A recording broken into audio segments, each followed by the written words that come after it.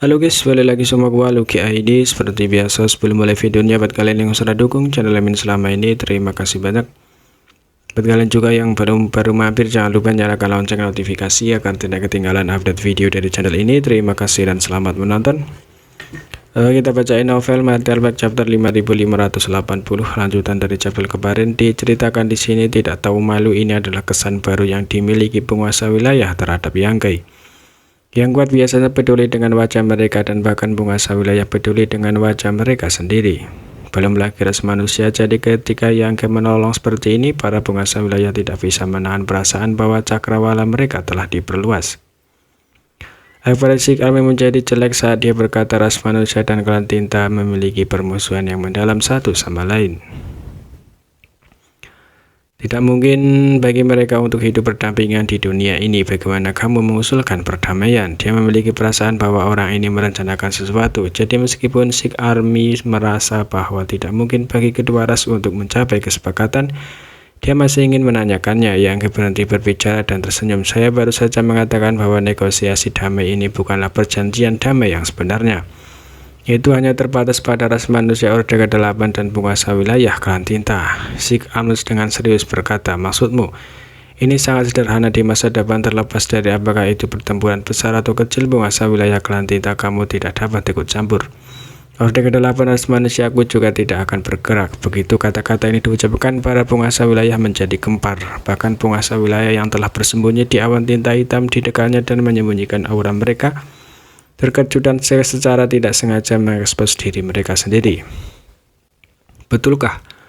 Salah satu penguasa wilayah bertanya dengan penuh semangat. Sikh Army mau tidak mau melewati penguasa wilayah, menyebabkan dia dengan cepat tutup mulut. Namun Sikh Army tidak menyalahkannya. Sejujurnya ketika Yangkei mengucapkan kata-kata itu, bahkan dia tersentuh. Namun dia memperingatkan dirinya sendiri bahwa ini jelas merupakan skema dari ras manusia dan dia tidak bisa dengan mudah mempercayainya. Kelicikan ras manusia adalah sesuatu yang mereka semua alami sebelumnya. Royal Lord menatap dalam-dalam di mata Yangkei seolah-olah dia ingin melihat ke lubuk hatinya dan bertanya, apa maksudmu? Yangkei menjawab, artinya secara harfiah. Royal Lord tidak mengatakan apa-apa, dia tidak bisa mengerti apa yang sedang terjadi. Jadi dia mengalihkan pandangannya ke arah Monaye dan melihat bahwa Monaye juga mengerutkan kening dalam-dalam. Yangkei berkata, semua orang tidak perlu ragu, saya datang ke sini hari ini untuk dengan tulus merundingkan perdamaian dengan kamu semua. Dan saya merasa bahwa masalah ini adalah hal yang baik untuk klan tinta. Selama beberapa tahun terakhir ada 30 penguasa wilayah yang mati di bawah tanganku. Jika semua orang setuju untuk merundingkan perdamaian, saya tidak akan bertindak lagi di masa depan. Tentu saja premisnya adalah bahwa kamu dan penguasa wilayah lainnya bertindak dengan patuh. Para penguasa wilayah sekarang memasang ekspresi jelek. Kematian 30 penguasa wilayah di seluruh wilayah Nether misterius adalah penghinaan besar bagi mereka. Sekarang Yangkei telah mengekspos bekas luka ini di depan mereka. Itu benar-benar menyebalkan. Tapi ini adalah kebenaran, tidak ada cara untuk menyangkalnya. Melihat penguasa wilayah tetap diam, senyum Yangkei perlahan memudar dan nadanya menjadi suram. Apa? Saya datang ke sini sendirian untuk merundingkan perdamaian dengan kalian semua dengan tulus. Konsesi besar untuk klan tinta, apakah kamu masih belum puas memaksa saya untuk membunuh lebih banyak? Mengatakan demikian, dia mengeluarkan Azure Dragon Spear-nya dan dengan arogan menyatakan, bagus, karena itu masalahnya, mari kita lihat apa yang terjadi selanjutnya. Dalam 2 tahun ke depan saya akan membunuh 1 atau 2 penguasa wilayah sekaligus. Saya akan melihat apakah kamu dapat menghentikanku. Begitu dia mengeluarkan Azure Dragon Spear-nya, penguasa wilayah juga menjadi gugup. Mereka semua melepaskan aura mereka saat mereka secara diam-diam mengaktifkan kekuatan tinta mereka, menyebabkan situasi damai menjadi tegang. Royal Lord terkejut, tidak lagi memiliki pikiran untuk membunuh Yangkei. Dia dengan cepat mengangkat tangannya dan berkata, tolong jangan marah. Yangkei tidak menahan diri dan mengarahkan tumbaknya ke arahnya, berkata dengan suara rendah, setuju atau tidak setuju terserah kamu.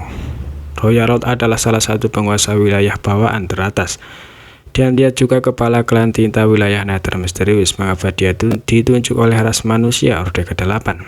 Jika bukan karena proposal yang terlalu menggoda, dia pasti sudah memberikan perintah untuk menyerang. Dia memandang Yangkei dengan sungguh-sungguh dan berkata, kata-kata yang mulia benar-benar menggoda, tetapi masalah negosiasi damai ini tidak terbayangkan jika kita bisa mempercayainya. Kenapa tidak?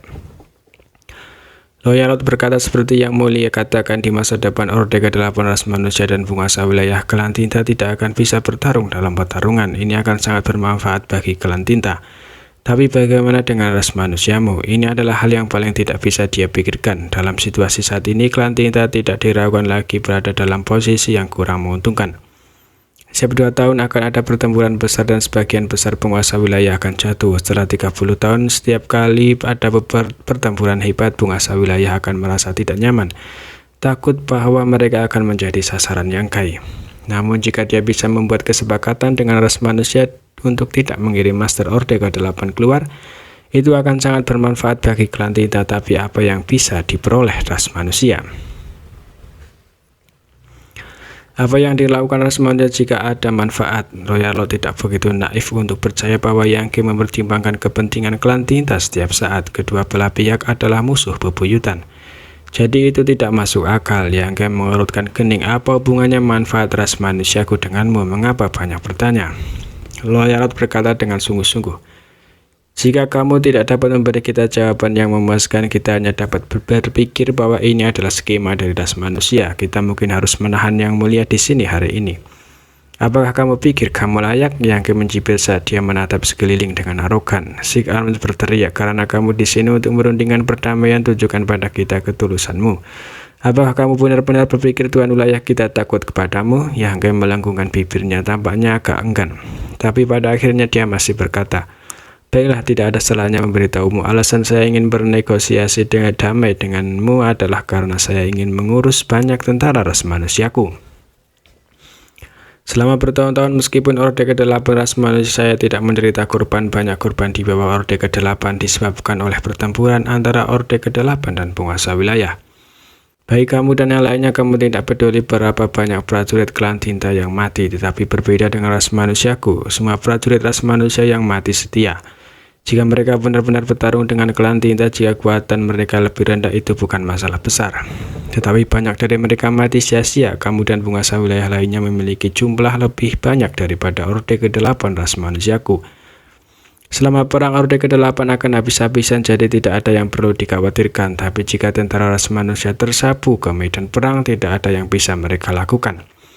Jika Orde ke-8 dan penguasa wilayah memiliki perjanjian untuk tidak bergabung dalam pertempuran, maka hal semacam ini tidak akan terjadi lagi. Jadi aku di sini hari ini untuk merundingkan perdamaian denganmu. Apakah kamu puas dengan jawaban ini? Kelompok penguasa wilayah saling melirik, agak mempercayai kata-kata Yangkai. Hal utama adalah Yangkai mengatakan yang sebenarnya. Setiap kali pertempuran antara Orde ke-8 dan penguasa wilayah